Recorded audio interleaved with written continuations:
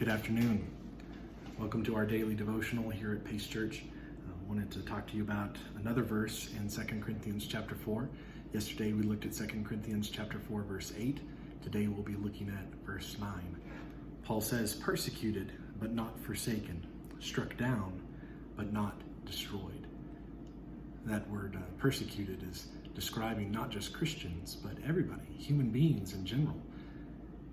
Persecuted usually means someone who has paid the ultimate price for their faith, a martyr, or someone who has received pain or punishment because of their beliefs. And that is one way that this word can be used, but the word can also be used to push to the breaking point. And I really like the way that is used here, because I think that's what Paul is talking about. We as human beings are often pushed to our breaking point.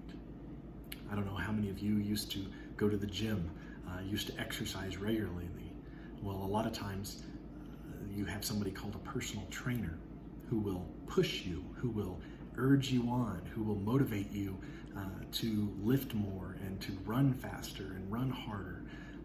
And those people push us to the breaking point.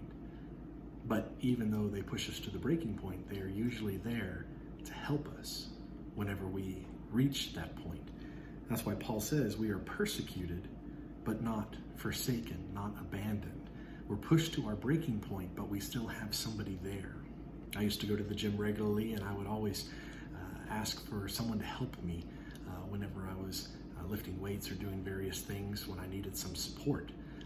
They were called spotters, and that person would spot you. In other words, they would watch out for you, and if you got to the limit of what you could do, they would help take some of that burden off of you in order to remain safe, in order that you would remain safe. I think that's what Paul meant here. We are pushed to our limits, but we're not abandoned. He also says that we are struck down, but not destroyed. That word struck down often makes me think of boxing, when boxers will hit someone and they'll fall and they'll get knocked down. The word can also be used to lay a foundation, right? To put down a floor. I think that's an interesting concept.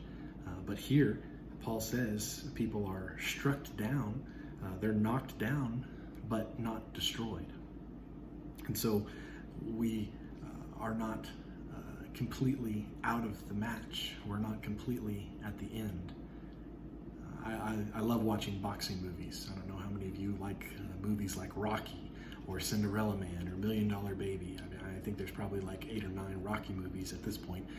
But every single one of them that I love usually have a point where the underdog, the hero of the story, if you will, gets knocked down, and they're laying there on the mat, and it's all in slow motion, and the referee is counting off 1, 2, 3, and it's this big climactic moment, and you think, well, they're not going to get up, and yet they stand, they rise, and then somehow they defeat the opponent. They get this burst of energy, and it's inspiring to watch that.